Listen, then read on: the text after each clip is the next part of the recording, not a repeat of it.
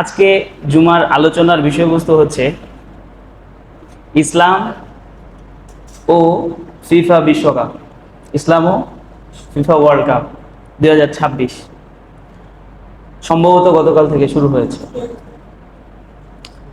তো ইসলাম এমন একটি ধর্ম, মানব জীবনের প্রত্যেকটা রন্ধ্রে রন্ধ্রে ইসলামী দিক নির্দেশনা আছে। তো খেলা নিয়ে কি ইসলামে কথা নাই? আমাদের শোনা উচিত না? আমরা যখন থেকে কথা বলতে জানি না, মানুষ সৃষ্টি করার পর আমরা যখন কথা বলতে শিখি নাই, সেই ছোটবেলা থেকে মায়ের আঁচল নিয়ে খেলতে শিখেছি। খেলা এটা মানুষের স্বভাবজাত একটা জিনিস। যে ছোট্ট শিশু অবুঝ, সেও খেলে। মানুষের জন্মের পর কথা বলতে পারে না, কিন্তু মায়ের আঁচল নিয়ে খেলাধুলা করতে জানে। খেলা ইসলামের বিরোধী বা ইসলাম খেলাকে পছন্দ করে না, সাপোর্ট করে না, এই ধরনের কোনো আজগুবি কথা কোনো মোল্লা মৌলবি বলবে না। আমি বহুবার বলেছি, নবী করিম সাল্লাল্লাহু আলাইহি ওয়াসাল্লাম আম্মা জান আয়েশা সিদ্দিকা রাদিয়াল্লাহু আনহার সাথে দৌড় খেলা খেলছেন, মনে নেই? একদিন আয়েশা সিদ্দিকা জিতলেন, আরেকদিন নবী করিম সাল্লাল্লাহু আলাইহি ওয়াসাল্লাম জিতলেন। নবী বললেন, আয়েশা এটা ওইটা, মানে আগে তুমি জিতছো, এবার আমি জিতছি। তো খেলা এটা ইসলামে একটা বৈধ জিনিস, অবৈধ জিনিস নয়। তবে কিছু নীতিমালার আলোকে সেটা বৈধ হবে, আর কিছু নীতিমালার আলোকে সেটা অবৈধ হবে। যদি ইসলামের গণ্ডির আওতায় থাকে তাহলে সেটা বৈধ, আর যদি ইসলামের গণ্ডির আওতার বাহিরে চলে যায় তাহলে সেটা অবৈধ কিংবা নাজায়েজ। আমরা হচ্ছি এমন একটি উম্মত, আমাদেরকে আল্লাহ পাক রব্বুল আলামিন বলছেন, জাআলনাকুম উম্মাতাও ওয়াসাতা, আমি তোমাদেরকে একটা মধ্যমপন্থী জাতি হিসেবে দুনিয়ায় প্রেরণ করেছি। আমাদের এই দ্বীনে মুহাম্মাদিতে, ইসলামের শরিয়ায় যেমন বাড়াবাড়ি নেই, ছাড়াছাড়িও নাই, উভয়টার মাঝখানে হচ্ছে কি আমাদের এই ইসলাম ধর্ম। আমি গত এক সপ্তাহ যাবৎ ইসলামে এর উপরে যত পরিমাণে আলোচনা হয়েছে আমি সবগুলো রিসার্চ করছি, এবং সেগুলোর আলোকে আমি নিজে ব্যক্তিগতভাবে একটা প্রবন্ধ লিখছি। আজকে সেই প্রবন্ধটাই আমি আপনাদের কাছে উপস্থাপন করার চেষ্টা করব ইনশাআল্লাহ। যেহেতু ইসলামে সীমারেখা আছে প্রত্যেকটা জিনিসের, এবং খেলা নিয়েও ইসলামে প্রচুর আলোচনা আছে, হাদিস আছে, কোরআনে আয়াত আছে, সে হিসেবে আমরা এখন জানব যে একজন মুসলিম হিসেবে এই যে বিশ্বকাপ চলবে, আমার করণীয় কি থাকবে, এর উপর কেন্দ্র করে আমার মনস্তাত্ত্বিক মনোভাব কেমন হওয়া উচিত, আমার জন্য কোনো একটা দলের পতাকা আমার বাড়ির বিল্ডিং এর ছাদের উপরে টানানো উচিত কিনা, আমি মুসলিম হিসেবে আমার জন্য কোনো দলের জার্সি গায়ে দিয়ে নামাজ পড়তে আসা উচিত কিনা, আমি মুসলিম হিসেবে আমার জন্য কোনো ইহুদি রাষ্ট্রের সাপোর্ট করে তাদের পক্ষপাতিত্ব নিয়ে ঝগড়া করা, অপর বন্ধুকে হ্যায় প্রতিপন্ন করা এবং সেই দল নিয়ে গর্ব করা, ইহুদি কোনো খেলোয়াড়কে নিজের আইডল হিসেবে উপস্থাপন করা, এটা শরীয়তে কতটুকু অনুমতি দেয়, আমরা এগুলো বিস্তারিতভাবে একে একে জানার চেষ্টা করব ইনশাআল্লাহ। আমরা প্রথমেই বলি যে খেলার জন্য স্বয়ং ফুটবল খেলা এটা শরীয়তে নিষিদ্ধ কোনো খেলা নয়, যদি সেখানে কোনো দুই দলের হার জিতের মাধ্যমে পুরস্কার নির্ধারণ না থাকে। মানে আমরা দুই দল 1000 টাকা করে দিলাম, যে জিতলো সে 2000 পাইলো, এরকম কোনো ব্যাপার না থাকলে সেটা সম্পূর্ণরূপে বৈধ, সেটা সম্পূর্ণরূপে কি বৈধ। তবে সেটা হাঁটুর ফরজ তরক হয় এরকম কোনো পোশাক পরে খেলা যাবে না, এবং নামাজের সময় শরীয়তের কোনো বিধানাবলী লঙ্ঘন করা সেখানে যাবে না। খেলা চলাকালীন সময়ে কোনো বেগানা নারী যেন সেখানে উপস্থিত না থাকে, এবং খেলা চলাকালীন সময়ে যেন কোনো ধরনের গান বাদ্য হারাম রিলেটেড যত বিষয় আছে এগুলো যদি সেখানে না থাকে, তাহলে সেই খেলাটা শরীয়ত সম্মতভাবেই কি জায়েজ। আসলে খেলাটা মূলত কেন খেলা হয়? আমরা সবাই যখন বাড়িতে, অফিস আদালতে কাজ করতে করতে ক্লান্ত হয়ে যাই, অবকাশ যাপনের জন্য, একটু মনের আনন্দের জন্য খেলি, তাই না?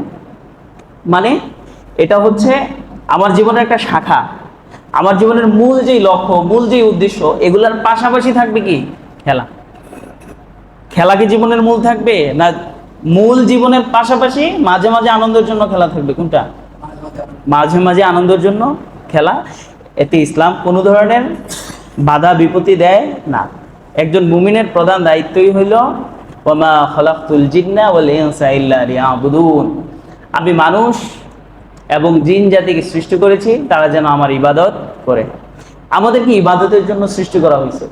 এই জন্য আমি যে খাই, আমার খাওয়াটা ইবাদত, কারণ আমি না খাইলে নামাজ পড়তে পারবো না। আমি যে ঘুমাই, আমার ঘুমটাও কি ইবাদত।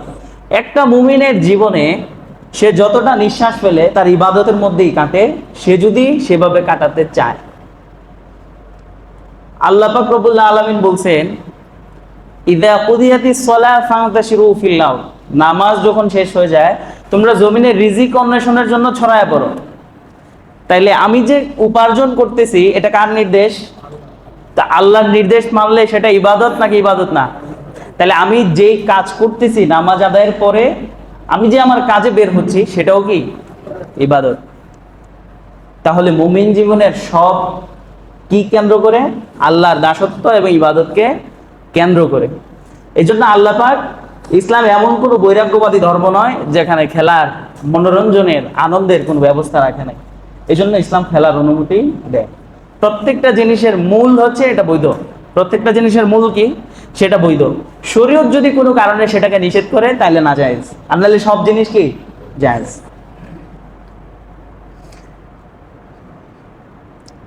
এখন আজকের সমাজের বাস্তবতা কি?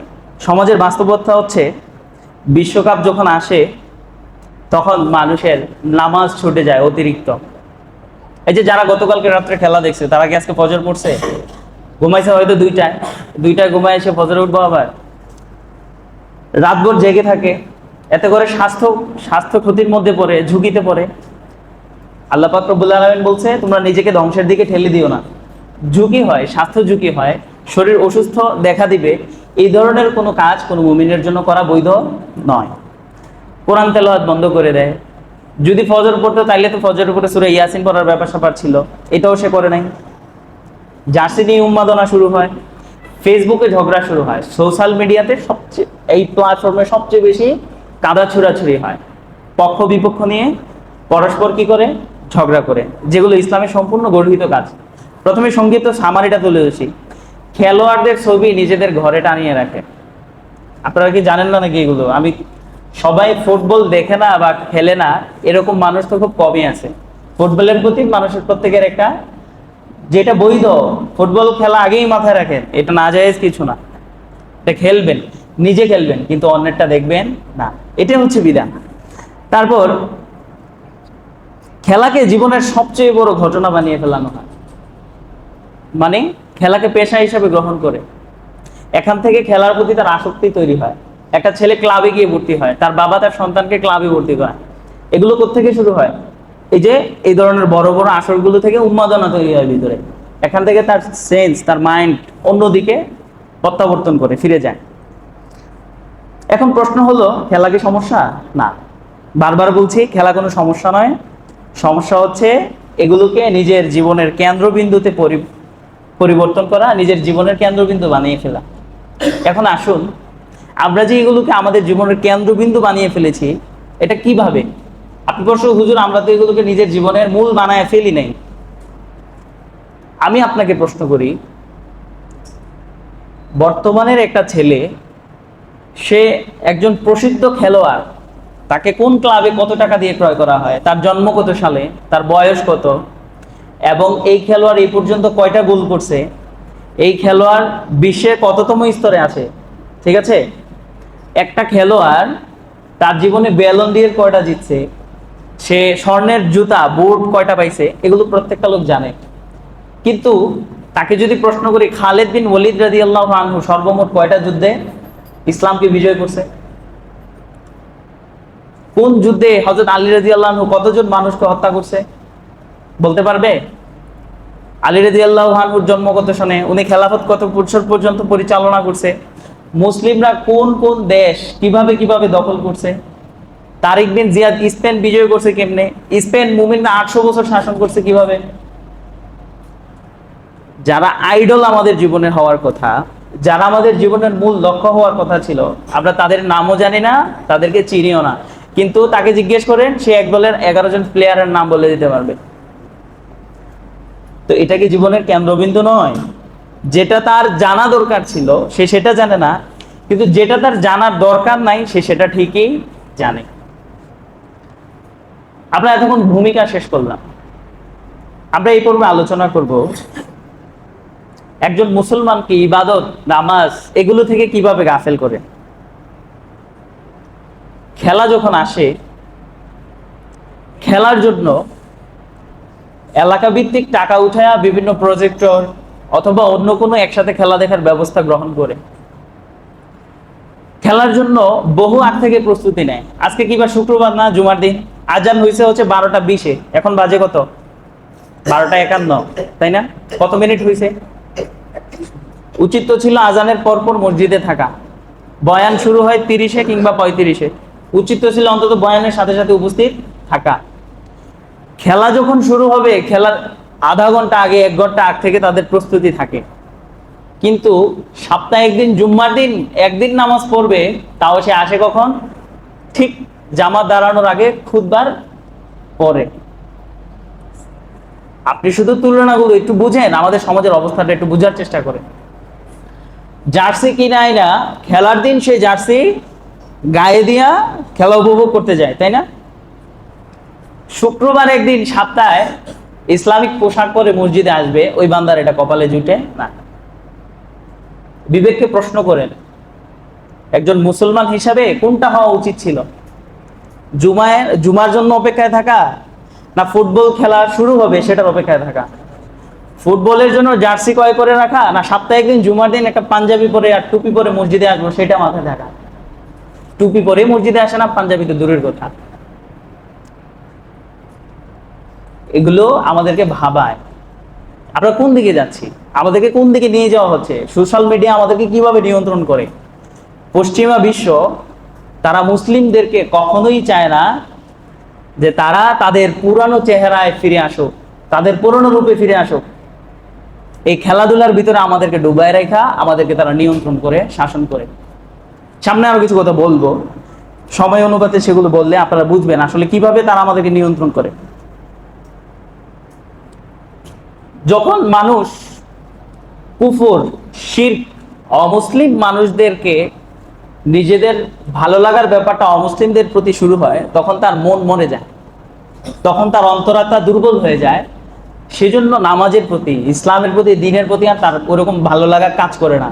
এই জন্য সে রাত্রে খেলা দেখছে ঠিকই, কিন্তু ফজরে আর উঠতে পারে না। রাত্রে খেলা দেখছে ঠিকই, কিন্তু সে আর নামাজে অংশগ্রহণ করে না। আল্লাহ পাক রব্বুল আলামিন আমাদেরকে এই খেলাকে কেন্দ্র করে, আল্লাহ পাকের নামাজ যেটা আমার উপর ফরজ ছিল, খেলা না দেখলে কি কোনো শাস্তির ব্যবস্থা আছে? 1 ওয়াক্ত নামাজ কাজা করলে ইচ্ছাকৃতভাবে 2,88,000 বছর জাহান্নামের আগুনে জ্বলতে হবে, এটা জানেন না? কে জানে না? কোন মুসলমানের সন্তান জানে না? আল্লাহ পাক রব্বুল আলামিন আমাদেরকে বুঝার তৌফিক দান করেন। এগুলো হচ্ছে খেলাকে কেন্দ্র করে আমরা নামাজ থেকে কিভাবে গাফেল হয়েছে। এখন আমরা আলোচনা করব সময়। খেলাতে আমরা কি পরিমাণ সময় ব্যয় করি। এই বছরের বিশ্বকাপে প্রায় ম্যাচ অনুষ্ঠিত হবে 104টা। কয়টা? 104টা ম্যাচ হবে।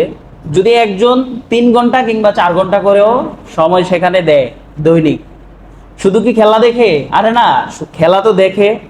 খেলার আগে খেলার অবস্থান সম্পর্কে সে জানে, কোন প্লেয়ার কোন ফিল্ডে থাকবে এটাও সে ভাবে। খেলা শেষ হলে খেলা নিয়ে আলোচনা হয়।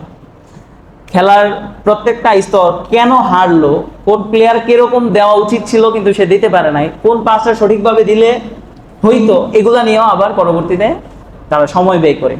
এখানে মিনিমাম আমরা ধরি 4 ঘন্টা সময় করেও যদি ব্যয় করে, তাহলে সে প্রায় 17 দিন সময়, এই 1-1.5 মাসে কয়দিন সময়? 17 দিন সময় শুধু খেলার পিছনে কাটাচ্ছে। একজন মুমিন এই জন্য আল্লাহ পাক দুনিয়ায় পাঠায় নাই তো যেটা খেলবে অমুসলিমরা, মুসলিমরাও যদি এই পদ্ধতিতে খেলে তাহলে সেটাও হারাম হবে। মুসলিমরাও যদি, আচ্ছা মুসলিমরা কতটুকু অন্ধকারে নিমজ্জিত এটা একটু পরেই আসবে, কাতার বিশ্বকাপ হয়েছে না, সেটা নিয়েও বলবো। তারা কতটুকু অন্যায় করছে, আল্লাহর শরীয়তের সাথে কতটুকু গাদ্দারি হয়েছে আপনারা একটু বুঝবেন। আল্লাহ পাক রব্বুল আলামিন কোরআনুল কারিমে বলছেন সফল মুমিন কারা, ওয়াল্লাযীনা হুম আনিল লাগবি মুরিদুন, যারা অযথা কাজ কর্ম কিংবা কথা থেকে বিরত থাকে। এই ফুটবল খেলা দেখা আমাদের জীবনের কোনো উপকার করে? আমাদের সময় উপকার তো করেই না, বরং হাজার হাজার ক্ষতি হয়, দেশের কত কোটি টাকা লস হয়, পুরা বৈশ্বিকভাবে কি কি ক্ষতি হয় সেটাও আপনাদের কাছে একটু পরে তুলে ধরতেছি। তো আল্লাহ পাক তো বলছে তোমরা অনর্থক অযথা এই ধরনের কাজকর্ম থেকে কি থাকো, বিরত থাকো, কিন্তু আমরা তো থাকতেছি না। যদি একজন মুমিন 17 দিন সময়, এক মাসের খেলার ভিতরে 17 দিন খেলাই দেখে, তাহলে সে কি করবে? আল্লাহ পাক রব্বুল আলামিন হেফাজত করুক। আল্লাহ পাক রব্বুল আলামিন প্রত্যেকটা মানুষকে কিয়ামতের ময়দানে 4টা প্রশ্ন করবেন। কয়টা? এর মধ্যে 2টি প্রশ্ন হবে এমন, তোমার সময়গুলোকে তুমি কোন কাজে ব্যয় করছো, আর যৌবনকাল তুমি কোন কাজে ব্যয় করছো। আল্লাহর নবী বলেন এই প্রশ্নের উত্তর দেয়া ছাড়া, এই প্রশ্নের উত্তর যতক্ষণ না পর্যন্ত সে যথাযথ দিতে পারবে, এক চুল পরিমাণ নড়াচড়া করতে পারবে না। প্রত্যেকটা মুমিনের ভাবা উচিত আল্লাহ রাব্বুল আলামিনের সামনে আমাকে যখন সময় সম্পর্কে প্রশ্ন করা হবে, আমি তখন আল্লাহর কাছে কি জবাব দেব? এক চুল পরিমাণ তো নড়ার সুযোগ থাকবে না। এজন্য মাথায় এই বিষয়গুলো রাখা যে এর জন্য তো আমাকে আল্লাহর কাছে কি করতে হবে, জবাবদিহিতা করতে হবে। অতএব আমি এগুলো থেকে কি থাকি, বিরত থাকি। যদি বলি ভাই চলেন না মসজিদে যাই, চলেন না একটু দিনই কোনো কাজে যাই, দিনই কোনো মেহফিলে যাই, তখন কি বলে সময় নাই, সময় পাই না, একটু ব্যস্ত, একটু বিজি। কিন্তু দেখেন ঠিক রাত্রে 2টা বাজে এগিয়ে খেলা দেখছে। আরে তুমি তোমার যেটা জীবনের মূল লক্ষ্য ইবাদত, আল্লাহর দাসত্ব, সেটার জন্য তুমি সময় পাও না, আর ওটার জন্য তোমার কাছে এত এত সময়। বিবেককে আমরা কেন প্রশ্ন করি না? এটার জন্য আমার সময় কোথা থেকে আসে? মূলত সময় বিষয় না, আগ্রহ হচ্ছে বিষয়। আমার কোন জিনিসের প্রতি কতটুকু আগ্রহ, আগ্রহ আপনাকে ওই জিনিসটা করতে বাধ্য করবে।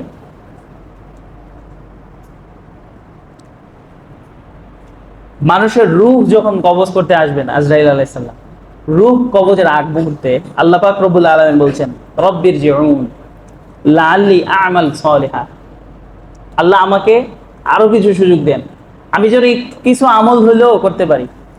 ঠিক আগ মুহূর্তে, মৃত্যুর আগ মুহূর্তে, হাসরের ময়দানে আল্লাহর কাছে প্রত্যেকটা মানুষ যারাই বিপদে পড়বে আল্লাহর কাছে কি চাইবে? আল্লাহ একটু সুযোগ দেন, দিনে গিয়ে কি করে আসি, একটু আমল করে আসি। আচ্ছা মৃত্যুর আগ মুহূর্তে কেউ বলবে হ্যাঁ আরেকটা বিশ্বকাপ দেখার সুযোগ দেন আল্লাহ, আরেকটা ম্যাচ, ওই ম্যাচটা দেখা এরপরে আর দেখবো না, একটু সুযোগটা দেন।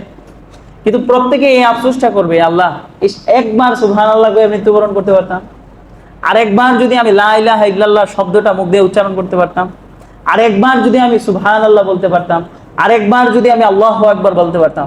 আল্লাহু আকবারের ওজন কতটুকু? সাহাবায়ে কেরাম নবীর কাছে গেলেন, ইয়া রাসূলুল্লাহ, নবী বললেন তোমরা কার এমন সামর্থ্য আছে যে উহুদ পাহাড় পরিমাণ সওয়াব পাইবা এক মুহূর্তের ভিতরে? ইয়া রাসূলুল্লাহ এই সামর্থ্য তো আমাদের কারো নাই।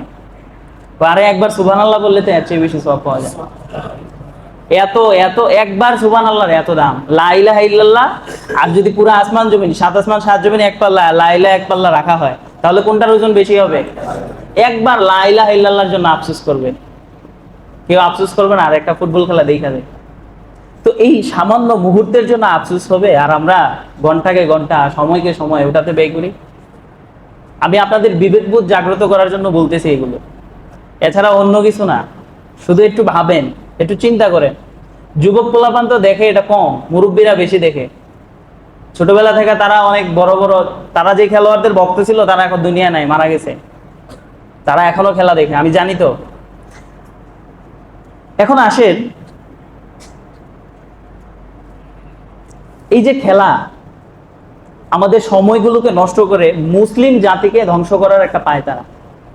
পৃথিবীর সবচেয়ে বেশি ইন্টেলিজেন্স, পৃথিবীর সবচেয়ে বেশি সর্বদিক থেকে প্রযুক্তির দিক থেকে আগায় আছে কোন দেশ বলতে পারেন? ইসরায়েল। ইসরায়েলের কোনো ফুটবল দল আছে? ক্রিকেট দল আছে? নাই। আর কিভাবে বুঝবেন আপনারা? পৃথিবীকে নিয়ন্ত্রণ করে ইসরায়েল। খেলার পিছনে সময় দিয়া তারা পৃথিবীকে নিয়ন্ত্রণ করতে পারতো না। তো আপনি দেখেন না ফিলিস্তিনে মুসলিম শিশুদেরকে নির্যাতন করতেছে। আমেরিকায় 10টা শিশুকে নির্যাতন করার সুযোগ পাইতো পুরো পৃথিবী এই পর্যন্ত? ফিলিস্তিনে কি হয়েছে? বাবা তার সন্তানের বোমায় বিধ্বংসী লাশটাকে কাঁধে নিয়ে হাসতেছে আর আল্লাহর কাছে উদযাপন করতেছে, আল্লাহ আমার ছেলে শহীদ হয়েছে, আমি শহীদের বাবা।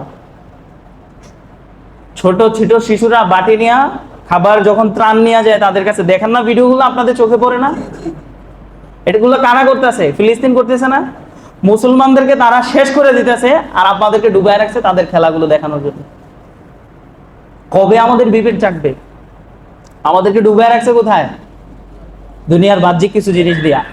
আর তারা ওই দিক দিয়ে ঠিকই মুসলমান নিধন করতেছে, ঠিকই মুসলমানদের উপর জুলুম নির্যাতন প্রতিনিয়ত চালায় যেতেছে। মুসলমান নেতাদেরকে হত্যা করছে, মুসলমান নেতাদেরকে শহীদ করছে, মুসলমান যুবকদেরকে ধ্বংস করে দিতেছে, মুসলমান নারীদেরকে শেষ করে দিতেছে, মুসলমান শিশুদেরকে পর্যন্ত ছাড়তেছে না। তারা প্রযুক্তিতে তারা আগায় কেন? তারা আমাদের মতো অযথা সময় ব্যয় করে না। তাদের কোনো ফুটবল টিম নাই, তাদের কোনো ক্রিকেট টিম নাই, পাবেন না আপনি ইসরায়েলের কোনো ক্রিকেট টিম। আর আমাদেরকে ওগুলোর উপর ডুবায় রাখছে। তারা আল্লাহ পাক আমাদেরকে বুঝার তৌফিক দান করুন। এবার আমরা আসি আদর্শ। আল্লাহ পাক রব্বুল আলামিন বলেন, লাকাদ কানা লাকুম ফি রাসূলিল্লাহি উসওয়াতুন হাসানাহ, তোমাদের জন্য উত্তম আদর্শ হচ্ছে তোমাদের নবী। কিন্তু আজকে আদর্শ বলতে আমি যাকে আদর্শ মানি, যাকে ফলো করি, তার সবকিছু আমার কাছে ভালো লাগে। এই জন্য একটা ছেলে খেলোয়াড় নেইমার যে চুলের কাট দেয়, কাটিং, বাংলাদেশের একটা ছেলে কোথায় ব্রাজিল আর কোথায় বাংলাদেশ, সেও তার চুলের কাটিংটা ওই রকম দেয়। সেলুনে দেখেন না আপনারা? কেন দেয় এটা? ওই যে তাকে তার কাছে ভালো লাগে। ওই তোমার নবীরও তো একটা চুলের কাটিং ছিল, বাবরি চুল। বাবরি চুল কেন রাখতো? জিহাদে গেলে যুদ্ধে চুলের উপরে ছুরির আঘাত কম লাগে, বুঝছেন? ঘাড়ে যদি কোপ দিত তাহলে চুলের কারণে এটা অনেক সময় ফিরে যেত। আরে তোমার নবীর তো একটা চুলের কাটিং ছিল, তোমার তো মাথায় সেটা দেখি না। তুমি তো ঠিকই অন্য জনেরটা দিতেছো, তার জার্সিটা গায়ে দিতেছো। ওই দেশের জার্সি ছাড়া মাশাআল্লাহ 10 নম্বর দিয়ে পরে ওই খেলোয়াড়ের জার্সির নাম দিয়ে। কবে বিবেকবোধ জাগবে? আলোচনাটা অনেক বিশাল, একদম গিডি গিডি করে আমি ছোট করে টাইপিং করছি। আজকে ওই জামিল ভাই কবির আঙ্কেলের পোলার কাছ থেকে বাহির করে আনছি অনেক কথা, শুধু মূল কথাগুলো বলে দিতেছি। উচিত তো ছিল একজন মুসলমানের আইডল হিসাবে মানা আফগানিস্তানকে। সামান্য অস্ত্র, সামান্য সবকিছু সামান্য, তাদের অস্ত্র শস্ত্র শক্তি কি আমেরিকার কাছে এগুলা কি? কিন্তু আমেরিকা তাদের কাছে পরাজিত হয়ে গেছে না? আমেরিকা তাদের কাছে পরাজিত হয়ে গেছে কিনা? লেজ গুটায় পালাইছে। কেন পালাইলো? আফগানিস্তানের কাছে এমন কি আছে যেটার কারণে পালাইতে হলো আফগানিস্তান থেকে তাদেরকে? 20 বছর চেষ্টা করেও কিছুই করতে পারলো না। আরে মুসলমান, তোমার আইডল কে হওয়ার, কিন্তু তারা তোমার আইডল কারে বানায় রাখছে বুঝতেছো না। আইডল কে হওয়া দরকার ছিল? এক একজন মুজাহিদ মুসলমান একজন একা 300 জনের সাথে লড়াই করছে, 300 জনকে শেষ করে দিছে। বদর যুদ্ধের ফলাফল জানা না, ফাইনাল খেলার ফলাফল বলতে পারে। এ পর্যন্ত কে কে কাপ নিয়েছে বিশ্বে, কোন কয়টা দল কাপ নিয়েছে এটা সে জানে। আর্জেন্টিনা কয়বার কাপ নিয়েছে ভালো করে জানে। বদর যুদ্ধের ফলাফলটা কি সেটা সে জানে না। আরে বদর যুদ্ধে তো মাত্র 313 জন 1000 জনের বিরুদ্ধে যুদ্ধ করছে, তুমি এটা জানো না? তোমার জীবনের লক্ষ্য হওয়ার ব্যাপারটা ছিল কি, আর তোমারে নিয়ে যেতেছে কোন দিক? ফিলিস্তিনের উপর যেভাবে জুলুম হইতেছে, ফিলিস্তিনের শিশুদেরকে যেভাবে নির্যাতন করতেছে, সেই সময় আমাদের জন্য অপেক্ষা করতেছে। ভারতে মুসলমানদের উপর কি পরিমাণ নিধন হইতেছে, এই যে বিজেপি সরকার ক্ষমতায় এসে কি পরিমাণ জুলুম টর্চার চালাইতেছে। আপনারা ভাবতেছেন আমরা বাংলাদেশে আছি কিছু হইব না? অপেক্ষা। আরাকানে, উইঘুতে, পৃথিবীর প্রত্যেকটা যেখানেই সুযোগ পাইছে নিধন শুরু করছে, নির্যাতন শুরু করছে, টর্চার শুরু করছে। বাংলাদেশের সুযোগটা তৈরি হয় নাই, হয়তো কতদিন 22 লক্ষ কোটি টাকার ঋণ আছে বাংলাদেশ। মাথা পিছু হিসাব করলে আমাদের জনসংখ্যা কত, যদি 18 কোটি ধরি, মানে এক একজনের মাথা প্রতি ঋণ আছে 1 লক্ষ কোটিরও বেশি। আপনি 1 লক্ষ কোটি টাকা ঋণ দিতে পারবেন? আপনার বাড়িঘর আছে ওইরকম জায়গা সম্পদ? আপনার দেশ তো ওই অনুযায়ী এই টাকা কি সরকার নিজে দিবে? আরে না, আপনার থেকে নিয়ে তারপর দিবে। তা আপনি তো নিজেই ফকির, অপেক্ষা শুধু। দেশের অবস্থা অত বেশি ভালো না, আল্লাহ পাক বুঝার তৌফিক দেখ। তারপর আসি পক্ষপাত। এটাকে বলা হয় আরবিতে আসবিয়াত। এটাকে আরবিতে কি বলা হয়? আসবিয়াত। নিজের লোকেরা সঠিক হোক আর বেঠিক হোক, আমার দল হারুক আর জিতুক, আমারটা সেরা। এটাকে কি বলা হয়? আসবিয়াত ইসলামে হারাম। আসবিয়াত ইসলামে কি? নবী করিম সাল্লাল্লাহু আলাইহি সাল্লাম বলছেন আসবিয়াত হচ্ছে জাহেলি যুগের প্রথা। এটা কোন যুগের প্রথা? জাহেলি যুগের প্রথা। যে সমাজটা অন্ধকারে নিমজ্জিত ছিল, সেই জাহেলি সমাজে চলতো আসবিয়াত। আজকে এই আসবিয়াত আমাদের মাঝে ঢুকে গেছে।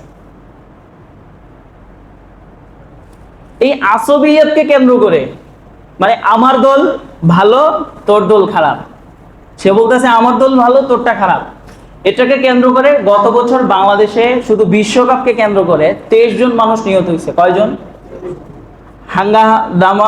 হাঙ্গা দামা ফাসাদ কইরা হচ্ছে 45 জনের উপরে আহত হয়েছে, 35 জন হসপিটালে ভর্তি ছিল শুধু মারামারি কইরা। এগুলো বাংলাদেশের পত্রিকার রিপোর্ট। আর 3 জন মারা গেছে গত বছর শুধু পতাকা টানাতে গিয়া। এবছরে একজন মারা গেছে, খবর পাইছে? এবছরে একজন মারা গেছে পতাকা টানাইতে গিয়া আম গাছে। বিবেক, মানুষের বিবেক কতটা নষ্ট হইলে পতাকা টানাইতে গিয়ে নিজের জীবনটা বিসর্জন দেয়। পিতামাতা কোথায়? এই সন্তানগুলোর বাবা মা কি করে? ওই মসজিদের মহল্লার ইমাম সাহেব কি করে? ছেলেদেরকে কেন বলে না? আমি বলে দিতেছি, বাবা মাদেরকেও বলতেছি, সন্তানদেরকে নিয়ন্ত্রণ করেন। একটা ফালতু জিনিসের উপর নিজের সন্তানকে ঠেলে দিন না। আচ্ছা, এই তো গেল হচ্ছে প্রাণহানির ঘটনা। পরস্পর গালাগালি করে না? তারপর তাকে যদি প্রশ্ন করা হয় তুমি কে? আমি আর্জেন্টিনা। আরে তুমি তো মুসলিম, হুয়া সাম্মাকুম মুসলিম, আল্লাহ তোমার নাম দিয়েছে মুসলমান। ইব্রাহিম আলাইহিস সালাম তোমাদেরকে মুসলিম পরিচয় আল্লাহর কাছে পরিচয় করাইছে। নিজের পরিচয় নাই, নিজের কিছু নাই, সবকিছু এই বিশ্বকাপটা আসলেই শুধু মানুষের উন্মাদনা উত্তেজনা বাইরে যায় তুঙ্গে। ওদিকে শুধু মস্তিষ্ক, ওদিকে ব্রেন, ওদিকে মেধা, ওদিকে। পরস্পরের সম্পর্ক বজায় রাখা এটা শরীয়তে ফরজ, কিন্তু এই দলীয়করণের কারণে পরস্পর দুই বন্ধু কথা কয় না, অথচ 3 দিনের বেশি কথা না বললে কোনো কারণবশত তার নাম মুনাফিকদের খাতায় উঠে যায়। নবী হাদিস শুনছেন না আপনারা? সম্পর্ক নষ্ট। ক্লাসমেট বন্ধু দুইজন কত ভালো ছিল, হঠাৎ ঝগড়া লাগছে। আমাদের এই যে গত বিশ্বকাপের আগের বিশ্বকাপে হয়তো ব্রাজিল সাপোর্ট যে করতে আরে 7 আপ করে গালি দিলেই সারছে, পুরা খেপা ঝগড়া লাগছে না? ঝগড়া এমন দেখেন নাই আপনারা? মানে হচ্ছে কে কাকে আক্রমণ করতে পারে, আপনাদের ভিতরে পরস্পর ঝগড়া লাগাই দিছে, আপনি বুঝতেও পারতেছেন না। এই মিডিয়া, এই বিশ্ব গ্লোবালাইজেশন আপনাকে, আপনার মস্তিষ্ককে এক ভিন্ন দ্বারায় নিয়ন্ত্রণ করতেছে, যেটা সম্পূর্ণ আপনার ইসলাম, আপনার শরীয়ত, আপনার আখিরাত বিরোধী। অথচ আমরা কমে বিভুল, আমরা বুঝতেই, আমরা অনুভবও করি না যে এটা এতটুকু পর্যন্ত ক্ষতি ডেকে আনতে পারে।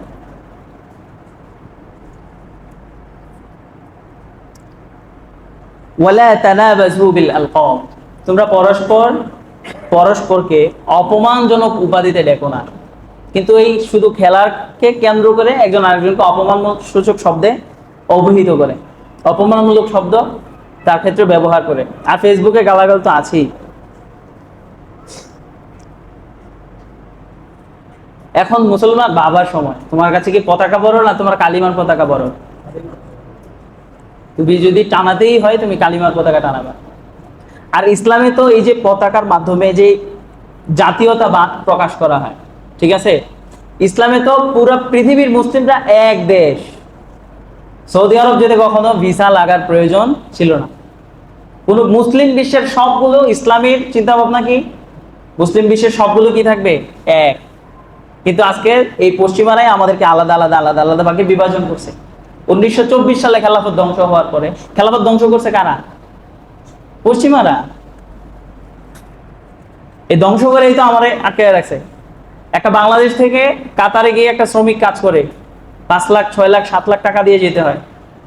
এর কি জীবনে টাকা লাগতো ওখানে গিয়ে কাজ করলে? মানে তারা আমাদেরকে এমন ভাবে ধ্বংস করছে, আমরাও ভুলে গেছি যে ইসলামে যে আসলে পতাকা বলতে কিছু না। ইসলামের পতাকা থাকবে একটা, ইসলামের দেশ থাকবে একটা। ইসলামী একজন মুসলিম অপর আরেকটা মুসলিম কান্ট্রিতে প্রবেশ করতে তার কোনো ভিসার প্রয়োজন হবে না। কোথায় গেলাম আমরা? সময় খুব শর্ট, মাত্র 5টা টপিক শেষ করলাম। তারপর বিশ্বকাপকে কেন্দ্র করে অশ্লীলতা, বেপর্দা, চোখের গুণা। স্টেডিয়ামে যারা খেলা দেখে অথবা টিভিতে আপনারা যারা খেলা দেখেন, একটু পরপরই সবচেয়ে সুন্দরী মেয়েটার দিকে ক্যামেরা ফোকাস করে, দেখেন না এগুলো? এমন ভাব নিতেছে মসজিদে এসে যেমন জীবনে কেউ খেলাই দেখে না। আশ্চর্য। আরে কথা যেটা সত্য সেটা বলেন না। হও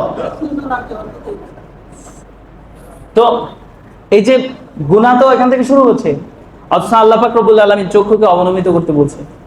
মানে ইসলামের প্রত্যেকটা বিষয়ের সাথে এগুলো সাংঘর্ষিক। কিভাবে বলবো? সাংস্কৃতিক ভাবে আমাদেরকে নিয়ন্ত্রণ করা হচ্ছে। বাদ্যযন্ত্র তো আছেই, বাদ্যযন্ত্র ইসলামে হারাম না? তো ওখানে যে টিভির আওয়াজটা শুনতেছেন সাউন্ড বক্সে, একটু পরে এড আসছে, বাদ্যযন্ত্র চলতেছে, গোল একটা হওয়ার পরে গান লাগাইতেছে। আর ক্রিকেট তো আরো বেশি, ছক্কা মারলেই গান। আপনার আরেকটা বিষয়ে চলে যাই, সেটা হচ্ছে জুয়া।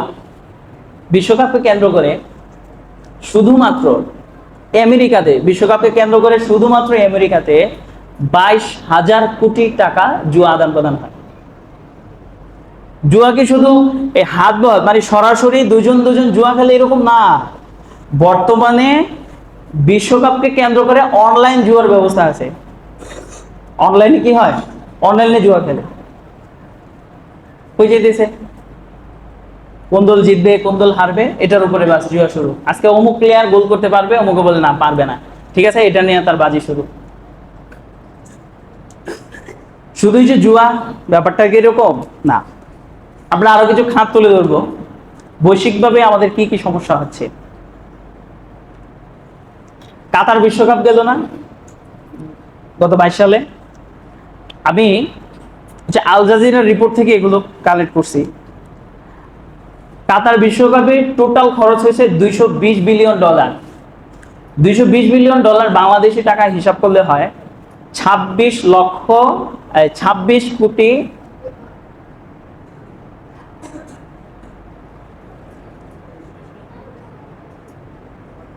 আচ্ছা 26,84,000 কোটি টাকা। কত লক্ষ? 26,84,000 কোটি টাকা। এখন আমরা হিসাব করি, একটু ভাবেন, কাতার বিশ্বকাপে মোট খরচ হয়েছে কত? 26,84,000 কোটি টাকা। বাংলাদেশে এবছর বাজেট দিছে কত? 9,30,000 কোটি টাকা না? 9,30,000 কোটি টাকা বাজেট দিছে। এটা নিয়ে সরকারে এক একজন গালিগালাজ করে ফাটাই দিতেছে। একটা দেশের পুরাটা বছর যে অর্থনীতির উপর, যেই বাজেটের উপর একটা দেশ নিয়ন্ত্রণ হবে, পুরাটা দেশ, ওটা হচ্ছে মাত্র কত? 9 লক্ষ। মানে এরা শুধু বিশ্বকাপে যে পরিমাণ টাকা ব্যয় করছে, খরচ করছে, এই টাকা দিয়া বাংলাদেশ 3 বছর বাজেট দিতে পারত, প্রায় 3 বছরের কিছু সময় বেশি। পদ্মা সেতু করা যেত 80টা থেকে 90টা। এই পদ্মা সেতুর ঋণ টানতে টানতেই তো দেশের 12টা বাজলো। 90টা পদ্মা সেতু করা যেত এই টাকা দিয়া। তো কাতার যে একটা মুসলিম রাষ্ট্র, ফিলিস্তিনের মানুষ যে না খায় মরে তারা জানে না? বাংলাদেশ একটা মুসলিম রাষ্ট্র, পরস্পর ভাই। বাংলাদেশের ঋণ আছে 22,000 কোটি টাকা ঋণ আছে বিভিন্ন সংস্থা থেকে, বিশ্বব্যাংক সহ। বাংলাদেশ ঋণ আছে কত বললাম না একটু আগে? 22,000 কোটি টাকা।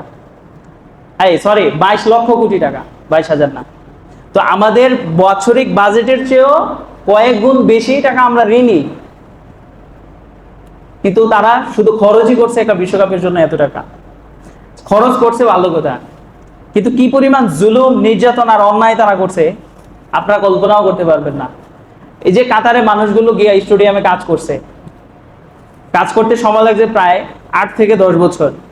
এই 8 বছরে মানুষ মারা গেছে প্রায় 6,500 মানুষ, 6,500 শ্রমিক মারা গেছে ভালো কাজ করতে গিয়া। মারা যাওয়ার মূল কারণগুলো কি ছিল? ওখানে প্রচন্ড তাপমাত্রার উপরে তাদেরকে কাজ করতে হয়েছে। আরব বিশ্ব যেহেতু মরুভূমির উপরে স্টেডিয়াম গুলো নির্মাণ করছে, তারপর তাদেরকে কাফালাতের মাধ্যমে নেওয়া হয়েছে, কফিলরা নিয়ে যেত, বেতন কফিলরা নিয়ে যেত সরকার থেকে, কিন্তু শ্রমিকরা বেতন দিত না। কাতার স্টেডিয়ামে কাজ করছে এমন লোক হয়তো এখানে আছে, বেতন পাইতো না ঠিক মতো। তাদেরকে সেখানে রাখতো যেভাবে, আল্লাহু আকবার, নাউজুবিল্লাহ, খুব নিচু অবস্থানে রাখতো। সেটা থাকার মতো জায়গার ব্যবস্থা ওটা না। একটা মানুষ এরকম পরিবেশে থাকে না। তাদেরকে এত নির্মম ভাবে, নিরীহ ভাবে সেখানে তাদেরকে দিয়ে কাজ করাইছে গোলামের মতো।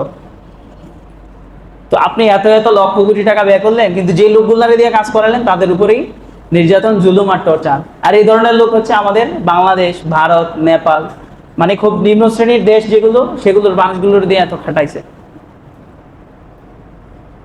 বিবেকবোধ কোথায়? তাদেরকে আপনি মুসলিম বলেন, আবার বলে মুসলিম দেশ কাতার, তো এইটা মুসলিমরা এটা করে।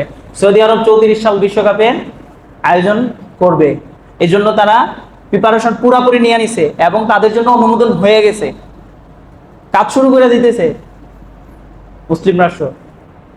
সৌদি আরব পৃথিবীর ইতিহাসের সবচেয়ে ব্যয়বহুল বিশ্বকাপ হবে সৌদি আরবেরটা। তারা একটা স্টেডিয়াম করবে একদম, মানে কয়েক 100 ফুট উপরে, কয়েক কিলোমিটার উপরে স্টেডিয়ামটা থাকবে, অনেক একদম আকাশের, দূর থেকে দেখা যাবে এটা আকাশের। কাজ শুরু করে দিতেছে। তো আপনারা, মানে আমাদের মুসলিমদেরকে তারা কিভাবে নিয়ন্ত্রণ করতেছে, আমি সেই ভোটটুকুন আপনাদের মনে জায়গায় দেওয়ার চেষ্টা করতেছি। নিয়ন্ত্রণের পদ্ধতি দেখছেন? আসল সময় নষ্ট। দর্শক, 1.5 কোটি মানুষ একসাথে ফাইনাল খেলা দেখছে গত বিশ্বকাপে। কয় কোটি মানুষ? 1.5 কোটি মানুষ। পৃথিবীতে যদি 800 কোটি মানুষ থাকে, 1.5 কোটি মানুষ হচ্ছে পুরাটা দেখছে। আর কোনো না কোনো ভাবে জড়িত এর সংখ্যা ছিল প্রায় 287 কোটি মানুষ। 200, তাহলে মোট জনসংখ্যার প্রায় 3/1 তো দেখছি। আমরা আর কবে জাগ্রত হব? আর হিসাব করলে গিয়ে দেখবেন এগুলোতে মুসলিমরাই বেশি, মুসলিমরাই ওখানে বেশি সময় ব্যয় করতেছে, সময় অপচয় করতেছে। তারপর আসি পরিবেশগত ক্ষতি। আমাদের যে প্রচুর পরিমাণে ঘূর্ণিঝড় হয়, এই যে ডেঙ্গু হয়, বড় বড় রোগ হয়, মহামারী হয়, এগুলো বায়ুমণ্ডলের ক্ষতির কারণে। এই যে শুধু বিশ্বকাপ গেল গত বছর, প্রায় 38 lakh ton carbon die oxide নির্গমন হয়েছে। 38 লাখ টন।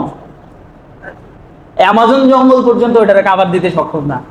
যদি এটা কাভার দিতে হয় প্রায় 10 বছর যাবত 40 লক্ষ গাছ লাগবে ওটাকে কি দিতে, কাভার দিতে। 40 লক্ষ গাছ যদি 10 বছর সেটা স্থায়ীভাবে থাকে। তো এত পরিমাণে কার্বন ডাই অক্সাইড নির্গত হচ্ছে, কিন্তু অক্সিজেনের মাত্রা সেই তুলনায় কম। মানুষের শ্বাসকষ্ট দিন দিন বৃদ্ধি পাচ্ছে এই কারণে। তারপর উত্তর মেরুতে, যেখানে বরফ বেষ্টিত এলাকা, বরফগুলো গলে বন্যা সৃষ্টি হচ্ছে। মানে পৃথিবীর যে অবকাঠামো, স্ট্রাকচার, এটা পুরাপুরি ধ্বংসের মুখে পতিত হচ্ছে। তো গত বিশ্বকাপে তো হচ্ছে কার্বন ডাই অক্সাইডের মাত্রা ছিল 38 লাখ টন। এই বিশ্বকাপে প্রায় 90 লক্ষ টন কার্বন ডাই অক্সাইড নির্গত হবে। কারণ 3 দেশে তো যাত্রীরা তো বিমান দিয়ে প্রচুর আসা যাওয়া করবে। অবস্থা কোন জায়গায় গিয়ে দাঁড়াইছে। তারপর মানে এত পরিমাণ ক্ষতি, আমি তো বলে শেষ করতে পারবো না, সময় শেষ হয়ে গেছে, পৃষ্ঠার হয়ে গেছে আর অনেকগুলো। মানে খুব করুণ অবস্থা। আল্লাহ পাক যদি আমাদেরকে হেফাজত না করেন, এই জন্য আমি চাইতেছি আপনাদের বিবেকবোধ জাগুক, আপনারা একটু সচেতন হন। আপনাদের থেকে শুরু হোক সচেতনতা। আপনারা একটু সচেতন মুসল্লি হন। একজন মুসলিম হইয়া যারা আমার ভাইদেরকে মারতেছে, যারা ছোট শিশুদেরকে হত্যা করতেছে, যারা এই ছোট শিশুগুলোর মুখে খাবার তুলে দিতে পারতেছে না, যারা এই শিশুগুলো না খাইতে পারে মারা যেতেছে, আমি তাদেরকে নিয়ে ব্যস্ত, অথচ তারাই আমাকে মারতেছে, তারা আমাকে নিধন করতেছে। পৃথিবীর প্রত্যেকটা পরতে পরতে তারা আমার উপর জুলুম করতেছে। ইরাক কি অপরাধ করছে? ইরাকে এতগুলো অস্ত্র ফেলতে হইল? এরা কি অপরাধ করছে? ইরান কি অপরাধ করছে? যদি বলে যে মুসলিম সমস্যা না, তাহলে তো ইন্দোনেশিয়াতে শতভাগ মুসলিম। ইন্দোনেশিয়া নিয়ে তাদের কোনো ঝামেলা নাই তো। কারণ মুসলিমদের যে খনিজগুলো সবগুলো মিডল ইস্টে, এখানে আইসেই তাদের থাবা।